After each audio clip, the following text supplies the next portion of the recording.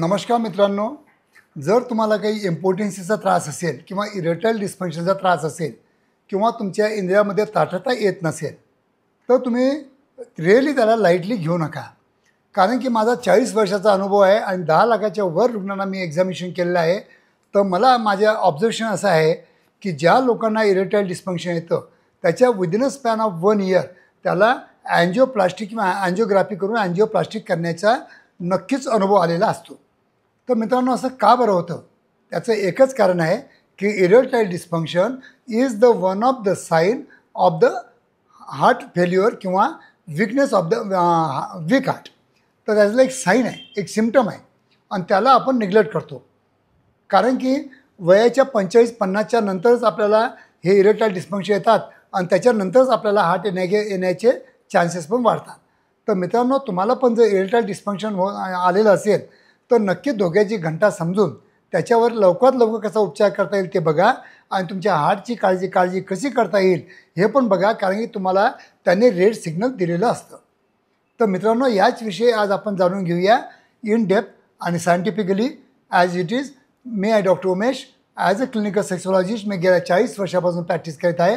मित्रांनो, खरोखर माझे व्हिडिओ तुम्हाला आवडत असतील तर माझे मराठी चॅनलला सबस्क्राईब करा, आपल्या मराठी बांधवापर्यंत नक्कीच पोचवा.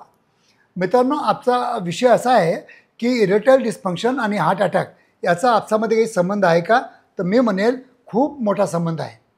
कारण की आजपर्यंत मी इतके रुग्ण बघितले आणि मी त्यांना प्रत्येकानं सांगतो की तुम्हाला आज तर इरेक्टाईल डिस्फंक्शन आले, तुम्ही माझ्याकडे नपुसंकतासाठी आलात, पण तुम्हाला आजपासूनच तुम्हाला तुमच्या शरीराची आणि तुमच्या हृदयाची काळजी घेणं अत्यंत गरजेचं आहे. कारण की erectile dysfunction is the one of the first sign of the heart disease. म्हणजे तुमचा हार्ट वीक झालेला आहे, म्हणजे हार्टचा ब्लड फ्लो कुठे ना कुठं कमी झालेला आहे. त्याच्यामुळं तुम्हाला जास्त पंपिंग न झाल्यामुळं किंवा हार्ट पंपिंग न करू शकल्यामुळं आपल्याला इरेक्शनची कमी येते आहे. हे फर्स्ट साईन झालं. दुसरं साईन आहे की कुठं ना कुठं तुमच्या आर्टरीजमध्ये, जसं हृदयाकडच्या आर्टरीमध्ये ब्लॉक झाले तर आपल्याला अटॅक येतो, त्याचप्रमाणे इंद्रियाकडे पण 2 ते 3 मेजर आर्टरीज असतात.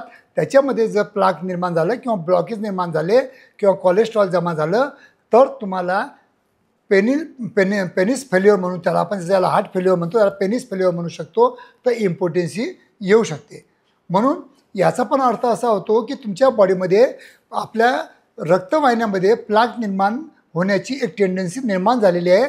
तर ज्याप्रमाणे आपल्या इंडियाकडच्या नसामध्ये प्लाक निर्माण झालेले आहे, त्याचप्रमाणे within a span of 1 year आपल्या हार्टकडच्या ज्या आपल्या आर्टरीज असतात त्यांच्यामध्ये पण प्लाक निर्माण होण्याची शक्यता वाढलेली असते.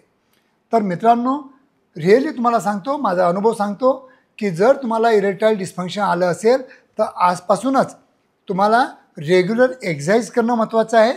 तुमच्या डाईटकडे लक्ष देणं गरजेचं आहे. तुमच्या माइंडकडे लक्ष देणं, म्हणजे अँक्झायटी, डिप्रेशन, चिंता काही असेल तर ते दूर करणं गरजेचं आहे. आणि खरोखर तुम्हाला सांगतो, जर इरेक्टाईल डिस्फंक्शन जर तुम्हाला आलं असेल तर आजपासूनच तुम्ही जिम लावा आणि जिममध्ये जाऊन प्रॉपर एक्सरसाइज करणं किंवा कार्डिओ एक्सरसाइज करणं हे खूप महत्त्वाचं होऊन जातं. तर मित्रांनो, इरेक्टाईल डिस्फंक्शनला तुम्ही लाईटली घेऊ नका. एक म्हणजे धोक्याची घंटा समजून चला. जर इरेक्टाईल डिस्फंक्शन आलं तर तुम्हाला लवकरात लवकर तुमचं वजन कमी करावं लागेल, तुमचं डायटरी चेंज करावं लागतील, तुम्हाला काही सप्लिमेंट घ्यावं लागतील आणि लवकरात लवकर सायंटिफिक म्हणजे चांगल्या क्वालिफाईड डॉक्टरांचा सल्ला घेऊन याच्यावर जर उपचार केले तर पुढचं जे हार्ट अटॅक येण्याचं जे प्रमाण आहे ते तुम्ही कमी करू शकता. नाही तुम्ही आजच्या घडीला डेली पेपरमध्ये बघता की खूप यंग लोकांना पण आज म्हणजे हार्ट अटॅक येत आहेत किंवा माझ्याकडं खूप यंग लोक आज इरेक्टाईल डिस्फंक्शनची समस्या घेऊन येत आहेत. तर हे खूप धोक्याचं साईन आहे. तरी मित्रांनो, काळजी घ्या आणि आपल्या हार्टकडं आणि आपल्या लैंगिक समस्याकडे नक्कीच लक्ष द्या. आणि तुम्हाला काही प्रॉब्लेम असतील, काही तुमचे प्रश्न असतील तर नक्कीच कॉमेंट बॉक्समध्ये विचारा. पण जाता जाता माझ्या चॅनलला नक्कीच सबस्क्राईब करून जा, जेणेकरून आपल्या मराठी बांधवांना माझ्या या व्हिडिओचा आणि माझ्या नॉलेजचा चांगलं बेनिफिट झाला पाहिजे. हेच मी माझं कर्तव्य समजतो. धन्यवाद मित्रांनो.